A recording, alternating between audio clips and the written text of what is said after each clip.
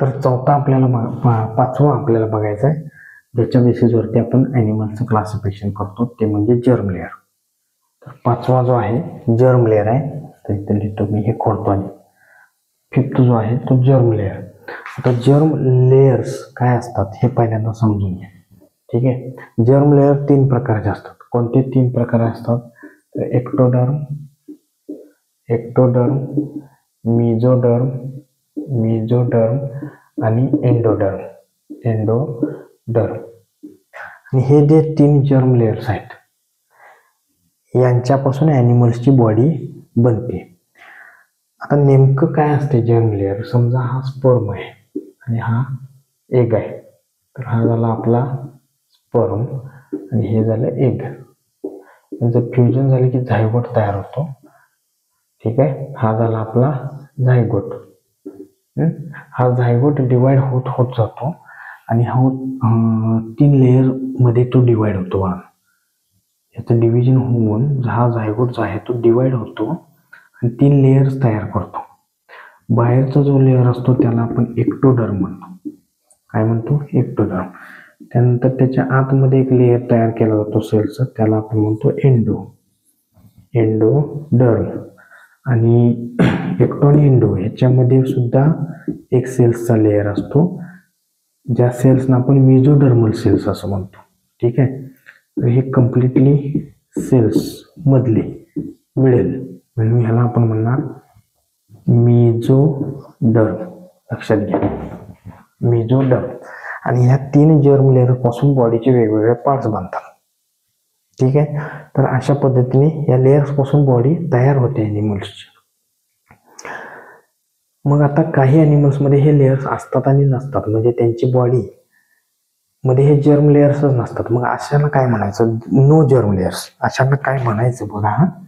तर पहिला प्रकार आहे नो जर्म लेयर. त्यांच्यामध्ये जर्म लेयर्सच नाही आहेत. ठीक आहे. एक्झाम्पल फायलम जो आहे तो Porifera phylum. Sponge. Porifera phylum मधले जेवढे ॲनिमल्स आहेत त्यांच्या जर्म लेयर्सच नाही आहेत, त्यांची बॉडी फक्त सेल्स पासून बनली. त्यानंतर दुसरा आपण प्रकार सांगू शकतो, जर का ॲनिमल्स बॉडी 2 जर्म लेअर पासून बनलेली असेल. कोणती? एक्टोडर्म आणि एंडोडर्म. मेसोडर्म नाही आहे. ठीक आहे. तर त्यांना आपण म्हणायचं diploblastic body. Only 2 germ layers by which the organism body is made up of. कोणते जर्म लेयर्स? तर एंडोडर्म आणि एक्टोडर्म हे 2 जर्म लेयर्स, त्यांच्यापासून ही बॉडी बनलेली आहे. एक्झाम्पल टिनोफोरा आणि Cnidaria phylum. Cnidaria and Ctenophora phylum यांची बॉडी ही डिप्लोब्लास्टिक असते. जर का 3 जर्म लेयर्स पासून बनलेले असेल तर त्याला म्हणणार डिप्लोब्लास्टिक ॲनिमल्स. डिप्लोब्लास्टिक म्हणजे 3 जर्म लेयर्स पासून त्यांची बॉडी बनलेली असणार आहे. कोणते 3 जर्म लेयर? हे एक्टोडर्म, एंडोडर्म आणि मेसोडर्म. मग असं फायलम कोणता? एक्झाम्पल प्लॅटीहेल्मिंथ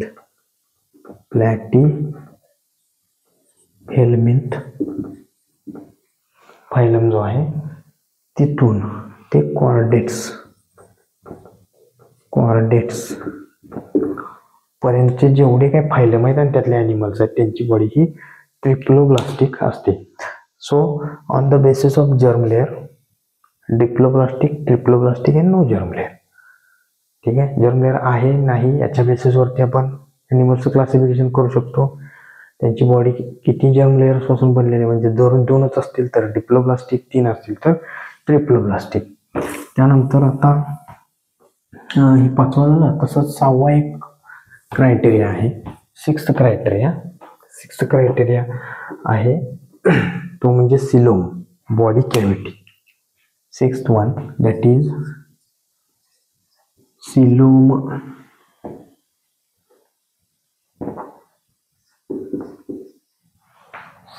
सिलोम किंवा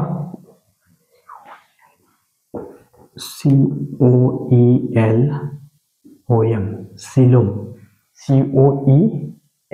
COELOM.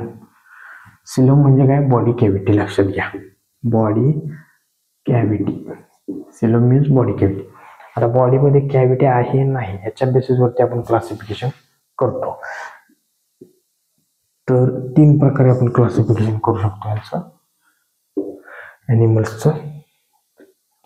If there is no any body cavity, no body cavity म्हणजे बॉडी कॅव्हिटीच ॲबसेंट आहे.